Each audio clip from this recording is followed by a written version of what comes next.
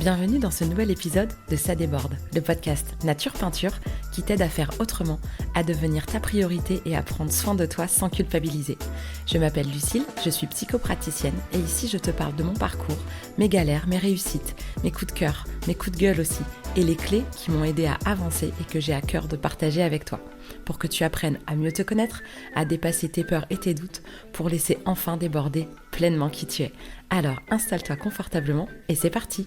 Bonne écoute. Coucou, je suis ravie de vous retrouver comme tous les vendredis pour un nouvel épisode de podcast. Et cette semaine, j'ai envie de faire un petit épisode court, juste pour parler, enfin je dis ça et si ça se trouve ça va quand même durer 30-35 minutes comme d'habitude, mais dans l'intention, je pars pour un épisode plutôt court par rapport à un conte que je lis souvent aux personnes que j'accompagne pour les aider à traverser certaines situations et à pas rentrer dans une guerre de convaincre, parce que comme je dis souvent, moi qui aime tant le langage des oiseaux, dans convaincre, il y a con et il y a vaincre. Et du coup, personne n'a envie d'être le con qui sera vaincu. Et donc en fait, les discussions où on cherche absolument à avoir raison sont toujours des discussions qui vont faire souffrir. Alors après, on est humain et il y a des fois où on se dit non mais là j'ai raison, merde. Et c'est très bien aussi. L'idée, c'est pas de devenir parfait et de plus avoir de comportement excessif. L'idée, c'est de pouvoir comprendre ce qui se joue, faire un pas de côté. Parce que parfois, on peut, sous deux points de vue différents, avoir deux opinions très différentes et que personne n'ait tort et personne n'ait raison finalement. Que juste il y ait une différence d'opinion et l'idée, c'est pas forcément de convaincre. Donc c'est un conte que je raconte beaucoup quand les gens sont justement face à des situations où ils ont l'impression d'avoir quelqu'un en face de borné, qui les écoute pas et qui restent, qui veulent pas changer d'avis alors que finalement tout montre qu'ils ont tort. J'ai pu être cette personne beaucoup grâce à mon super karma sagittaire ou dans le mode dégradé du sagittaire par un karma. Il y a un excès, alors déjà que le Sagittaire dont la saison commence là, si tu écoutes le podcast le jour de la sortie, c'est le début de la saison du Sagittaire. Et donc l'énergie du Sagittaire, c'est une énergie enthousiaste, optimiste, il y a aussi une part de chance dans ce signe-là et avec la planète Jupiter qui gouverne ce signe. C'est un signe d'exploration au sens large du terme, c'est-à-dire qu'il y a le côté d'explorer à la fois les humains, la nature humaine, tout ce qui est les sociétés, les cultures, les langues, les religions, voilà, toutes ces choses-là qui vont être de cet ordre-là. Il y a aussi la philosophie, l'idéologie. Il y a un côté très intellectuel qui aime comprendre, analyser et qui aime aussi transmettre. Et donc parfois dans l'excès, il y a un côté Madame je sais tout. Alors je dis Madame je sais tout parce que je sais que la majorité des auditeurs ici sont en fait des auditrices et puis que je parle aussi de moi avec mon karma sagittaire, où dans ces excès-là, j'ai pu avoir des comportements et j'ai encore, mais moins quand même, mais encore, où je vais vouloir avoir raison, prouver que je m'étais pas trompée. Là où j'ai explosé toutes les stats, c'est sur la langue française, de reprendre la moindre faute de français. Je le fais moins, même parfois je fais des fautes, je vois dans mes podcasts, pas mes podcasts n'importe quoi, dans mes oracles du dimanche, en fait je les dicte, j'ai les livrés à la main et je lis je fais de la dictée en fait, donc ça note comme ça note et puis des fois je vois pas forcément les fautes ou même carrément c'est pas le bon mot parce que ça a pas bien compris ce que j'ai dit. Et quand je m'en rends compte, après quand c'est publié, je me dis « Oh merde !» Et il n'y a pas si longtemps, j'aurais enlevé le post, refait, etc. Maintenant, j'apprends à lâcher un peu sur les fautes d'orthographe. Mais j'ai pu être très, très, très, très chiante avec ça. Et si on me reprenait sur quelque chose, eh ben, j'allais vérifier sur Internet et je disais en mode « Bah tiens, tu vois, j'avais raison ». Donc, il peut y avoir ce côté comme ça un peu...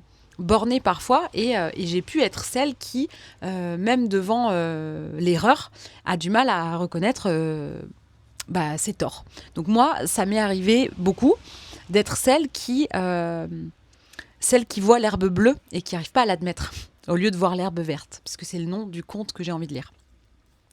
Et donc, j'avais envie de vous partager ce conte qui peut-être vous aidera dans certaines situations où peut-être vous allez vous rendre compte que c'est vous qui voyez l'herbe bleue ou que vous êtes face à quelqu'un qui voit l'herbe bleue Et peut-être que ça vous aidera à prendre du recul sur certaines situations.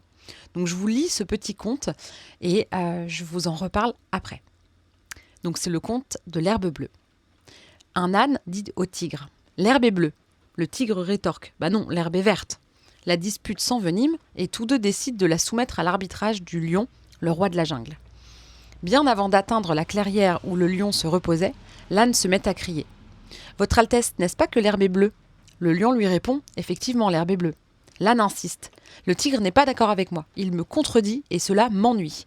S'il vous plaît, punissez-le. » Le lion déclare alors : « Le tigre sera puni de 5 ans de silence. » L'âne se met à sauter joyeusement et continue son chemin, heureux, en répétant « L'herbe est bleue, l'herbe est bleue. » Le tigre accepte sa punition, mais demande quand même une explication au lion.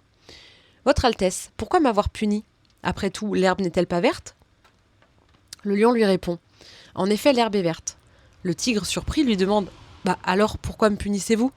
Le lion lui explique : « Cela n'a rien à voir avec la question de savoir si l'herbe est bleue ou verte.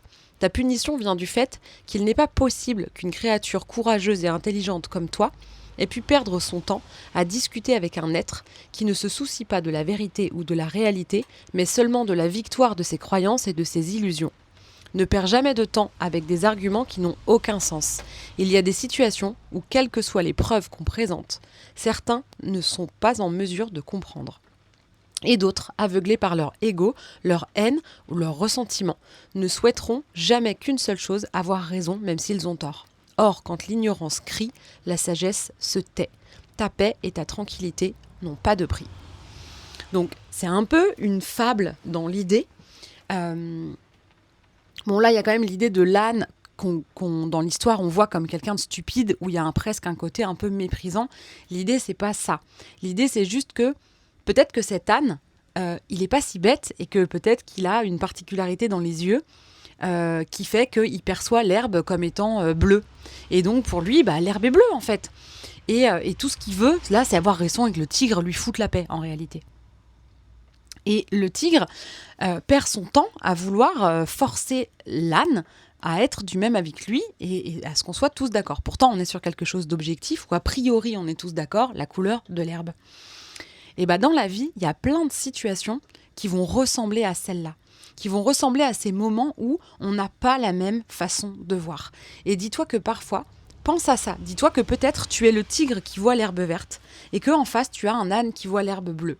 Alors, essaye peut-être de ne pas mettre le côté âne, où on dit quand on dit que quelqu'un est un âne, on n'est quand même pas sur un super compliment, et de se dire qu'il est complètement abruti parce qu'il voit l'herbe bleue, parce que bon, là, il y a du mépris et du jugement sur l'autre en face.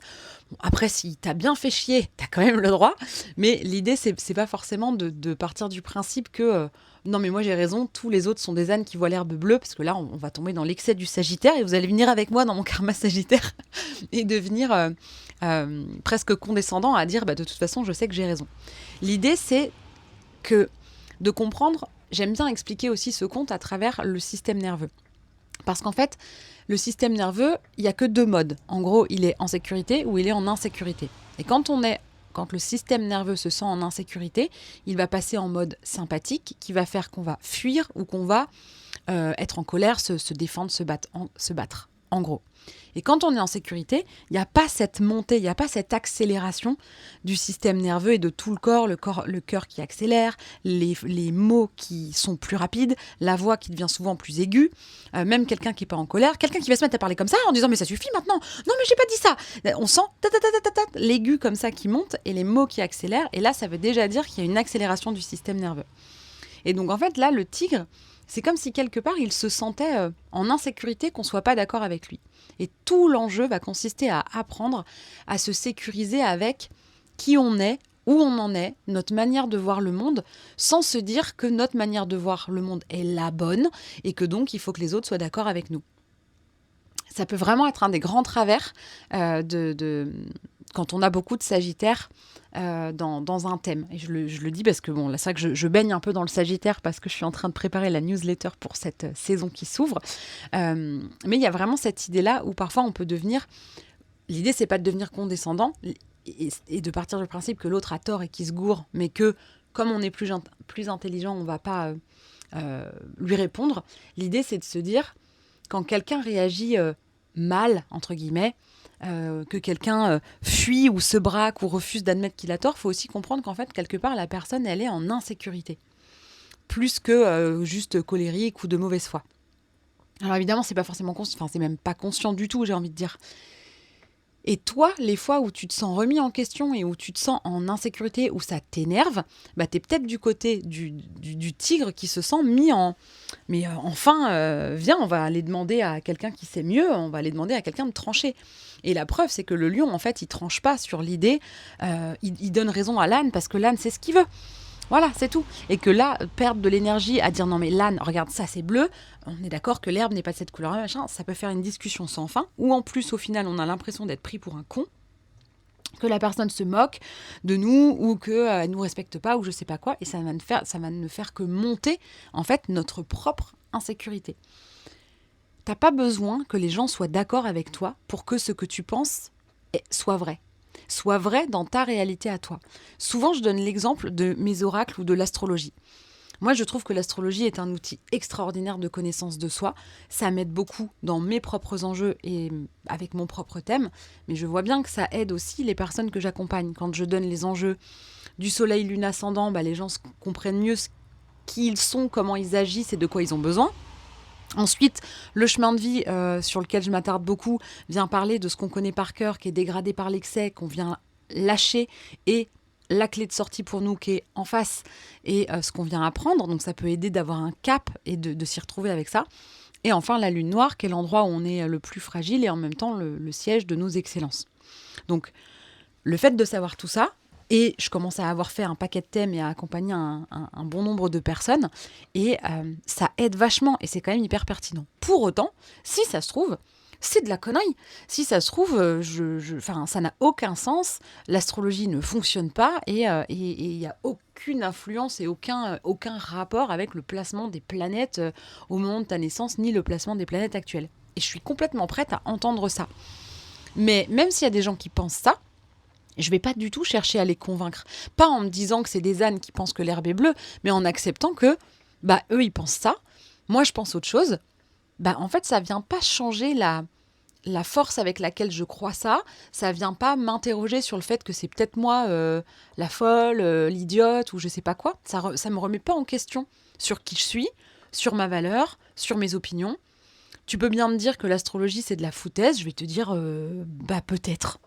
Peut-être, et je le pense, si ça se trouve, c'est des conneries. C'est comme les oracles. Les oracles, si ça se trouve, c'est des conneries. C'est des cartes avec des dessins et 3 mots écrits dessus. J'ai envie de te dire à quel moment je peux imaginer que quelqu'un ne pense pas que c'est de la foutaise. Et souvent, les gens qui croient pas trop à ces trucs-là vont dire qu'un oracle, c'est de la merde parce qu'après tout, on n'y voit bien que ce qu'on veut. Et c'est tout l'intérêt du truc, moi, je trouve. C'est l'interprétation que chacun va faire de l'image qu'il reçoit, parce que du coup, ça va montrer le reflet de ce qu'il y a à l'intérieur, et c'est tout l'intérêt. Pour moi, tous les outils sont des prétextes pour découvrir ce qu'il y a à l'intérieur, pour voir que si un message nous rassure, c'est quelque chose qu'on a à l'intérieur de nous qui vibre. Ou, c'est comme ça, en tout cas, que j'ai décidé de moi le voir. Et si quelqu'un n'est pas d'accord avec moi, je ne vais pas chercher à le convaincre. Parce que, et c'est pas du mépris, genre je vais pas me fatiguer à t'expliquer un truc que tu vas pas comprendre, genre tu vas pas comprendre. C'est juste que j'accepte qu'on n'ait pas la même opinion que moi sur ce sujet-là, et donc ça me met pas en insécurité, et donc je me bats pas en fait, parce que je suis en système nerveux vagal, et tout va bien, et en fait c'est pas très grave. Donc l'idée c'est de comprendre ça, de comprendre que parfois dans un débat, il y a celui qui veut convaincre et l'autre qui veut pas être convaincu. Et c'est là où il faut apprendre à lâcher et ne pas prendre personnellement. Là, je vais venir mettre un petit accord Toltec par-dessus. Ne pas prendre personnellement ce qui est dit. C'est pas personnel que l'âne tienne tête au tigre. C'est pas personnel. Et le lion qui punit le tigre, ça peut sembler hyper injuste, mais quelque part, dans le lion, étant donné la leçon qu'il veut donner ou transmettre, ça a du sens par rapport au prisme à travers lequel le lion prend cette décision-là. Si on suit son raisonnement à lui, c'est juste. Celui qui doit être puni, c'est celui qui a quelque chose à apprendre. Et il part du principe que l'âne, sur ce coup-là, il avait pas une ouverture pour apprendre quelque chose, qu'il était juste dans son truc, et puis voilà. Donc parfois, ce petit conte, d'avoir cette petite fable un petit peu en tête, peut aider à se sortir de certaines situations, à pas vouloir convaincre à tout prix et à pas se sentir trop en porte-à-faux ou à trop se remettre en question quand on n'arrive pas à convaincre, quand la personne ne nous écoute pas, quand la personne n'est pas d'accord. Pour continuer à parler de cette notion-là, je vais m'appuyer sur les cartes que j'ai tirées comme d'habitude avant de faire mon épisode, une fois le sujet choisi. Et donc, je suis tombée sur une carte qui s'appelle Loi et règles. Et la petite phrase, c'est « J'agis en accord avec mes valeurs ». Et le 10 de denier. Donc le 10 de denier, le denier, ça c'est relié à l'élément terre. Et l'élément terre, en astrologie en tout cas, quand il y a des enjeux dans une maison, un signe ou une planète reliée à un élément terre, on parle d'enjeux de valeurs. Donc il y a déjà cette notion commune d'agir en accord avec ses valeurs et de venir parler des valeurs avec le 10 de denier. Comme d'habitude, je suis désolée, je radote, mais je me dis toujours qu'il y a des gens peut-être qui ne savent pas. Je ne connais pas le vrai tarot, enfin je ne connais pas la signification des lames de tarot.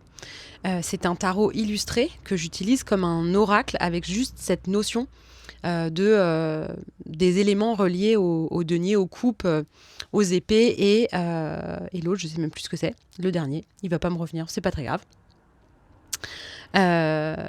Et donc, je ne vais pas interpréter, ne hurlez pas si vous connaissez le tarot et que ce que je dis n'a rien à voir avec le 10 de denier.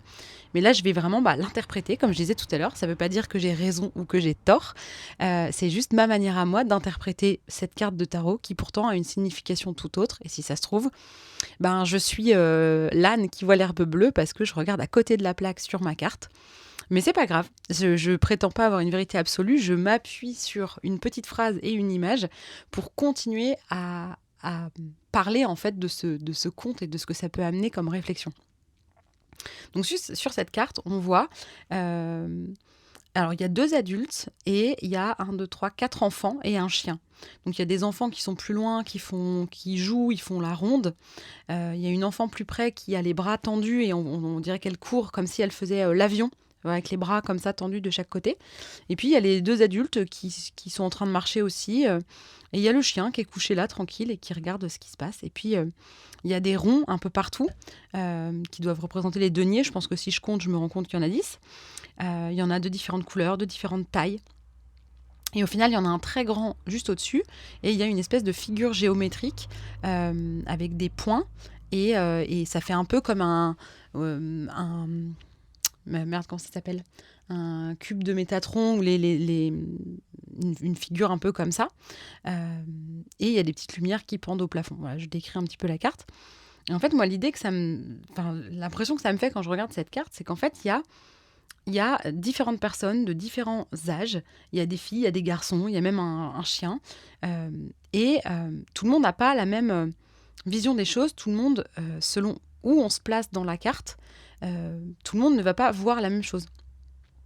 Même moi, en tant qu'observatrice de la carte, j'ai encore un point de vue différent de toutes ces personnes qui sont en train de regarder chacune dans une direction bien particulière. Donc chacun va avoir son point de vue. Pour autant, tout ça en fait cohabite très bien et c'est comme s'il y avait une espèce d'harmonie dans les différences qui peuvent exister. Et je trouve que y a cet enjeu un peu de chacun ses valeurs, chacun sa façon de voir. Et si on décide d'agir en accord avec ses valeurs, et avec ses convictions, sans chercher à avoir raison pour se sécuriser, mais juste de dire, écoute, moi j'en suis là, j'agis en fonction des valeurs qui sont les miennes à ce moment-là. Ça ne veut pas dire qu'on est fermé et qu'on ne veut pas être ouvert à la discussion. Mais l'idée, c'est de ne pas se faire souffrir dans des discussions qui seraient sans fin et qui seraient assez stériles quand on a 2 opinions fondamentalement différentes. Il y a un moment donné, il vaut mieux ne pas avoir la discussion et ne pas perdre de temps et laisser passer. Ça me fait penser, pour donner un exemple un peu concret, avec cette idée un peu de revenir sur le fait de se sentir en sécurité ou pas, c'est que parfois, quand on cherche à avoir absolument raison, on va passer pour quelqu'un d'insolent ou d'arrogant. Et je pense aux ados que souvent on traite d'insolents, parce qu'en fait, bien souvent, ils ont raison. Et on voit ça beaucoup avec les profs. Un prof qui est qui est sécurisé, qui a aucun doute sur sa valeur et qui sait qu'il fait de son mieux et que il aime son métier et que il est capable de se remettre en question dans son métier sans que tout s'écroule. Il n'est pas obligé d'avoir absolument raison et de jamais se tromper pour être en sécurité. C'est un prof qui n'aura pas de problème à rendre un contrôle où tous les élèves se sont tollés. Un prof qui va être en sécure va pouvoir dire il y a quelque chose qui a manifestement pas été bien compris. Peut-être que j'ai pas su bien expliquer cette notion. Alors on va revenir dessus. Vous allez me dire qu'est-ce que vous avez pas compris. Comment ça se fait qu'il y a eu autant d'erreurs sur ce contrôle-là qui pourtant correspond à la leçon que j'ai donnée. Donc on va essayer de voir ça. Là c'est hyper sécure. Un prof qui est pas sécure, alors soit parce que c'est profondément, il a un problème de valeur ou des enjeux inconscients et la personne, elle a pas forcément cette conscience-là, mais en étant plus attaquée dans sa valeur profonde. C'est des profs qui vont plutôt réagir, ou ça peut être des patrons aussi, ou des gens qui ont comme ça une supériorité hiérarchique, on va dire. S'ils sont sécures, ils vont être hyper à l'écoute, ils vont se remettre en question. S'ils ne sont pas sécures, ça peut devenir des ânes pour qui l'herbe est bleue et qui vont refuser d'en démordre. Par exemple, donc un prof qui, du coup, serait en colère en disant « Oui, vous n'avez pas bossé, vous comprenez rien, vous êtes une classe de nuls. » Il y a encore des profs qui font comme ça. Je raconte ça parce que c'est une anecdote réelle de la vie d'un de mes enfants, où la prof pète un câble parce que les notes sont nulles, en fait, et y compris mon fils qui, en fait, avait 19,5. Et donc, mon fils lui dit « Pardon, mais vous venez de me dire que... » J'avais une note pourrie et en fait j'ai 19,5, donc je comprends pas en fait. Et du coup la prof qui était juste en fait dans son énervement se retrouve en porte-à-faux et en fait et en fait s'énerve encore plus sur mon fils qui en fait dit mais moi je comprends pas, en fait je me suis fait engueuler alors que quand même j'avais raison, j'avais même pas une mauvaise note. Oui, mais du coup en disant ça en essayant d'argumenter, c'est toi qui as raison, mais quoi qu'il arrive, au final, t'auras tort. Parce que si la prof, en fait, elle va pas...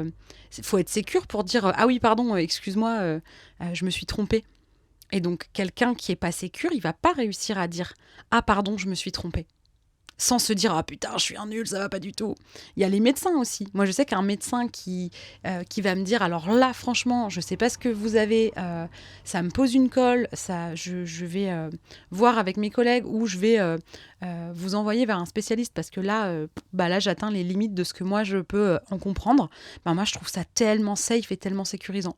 Mais un médecin qui va être un peu moins bien, qui va vouloir absolument trouver la bonne réponse et qui se sentira tellement remis en question s'il ne sait pas, parfois, en fait, ils font traîner, ils vont s'acharner, en fait, alors que ça dépasse, que peut-être c'est un domaine extrêmement spécifique qui n'est pas le leur, et ça ne veut pas dire qu'ils sont nuls, ça veut juste dire qu'on ne peut pas tout savoir. Et là, ça peut être problématique de ne pas vouloir lâcher, en fait. Donc tous ces enjeux-là où il y a de la résistance à changer d'opinion ou à dire qu'on s'est trompé ou à se remettre en question, c'est toujours finalement un enjeu de sécurité intérieure. Et donc plus tu te sentiras en sécurité intérieure, plus tu pourras t'économiser des batailles qui valent pas le coup. Parce que tu te sentiras pas attaqué personnellement par des propos qui sont pas cohérents avec ta manière de voir le monde. Et peu importe qui a raison ou qui a tort. Donc, j'espère que ce petit conte t'aura inspiré et que ça te sera vraiment un appui dans certaines réflexions que tu pourrais avoir et dans certaines interactions que tu pourrais avoir. Donc, j'espère que ça t'a plu. N'hésite pas à me le dire sur Instagram quand tu l'auras écouté. Quoi qu'il arrive, je te souhaite une bonne écoute. Je te remercie de ta fidélité et de ton écoute et je te dis à la semaine prochaine. Si cet épisode t'a plu, tu peux laisser un commentaire, noter avec tout plein d'étoiles ou encore t'abonner pour ne pas rater les prochains. Tu peux aussi partager cet épisode pour que d'autres personnes osent laisser déborder qui elles sont vraiment. Et si tu veux en savoir plus sur ma manière de travailler, mes outils et les accompagnements que je propose, rendez-vous sur ma page Instagram L'Oreille et la Plume ou sur mon site internet. Merci beaucoup de ton écoute et de ton soutien. Passe une belle journée ou une belle soirée et on se retrouve bientôt.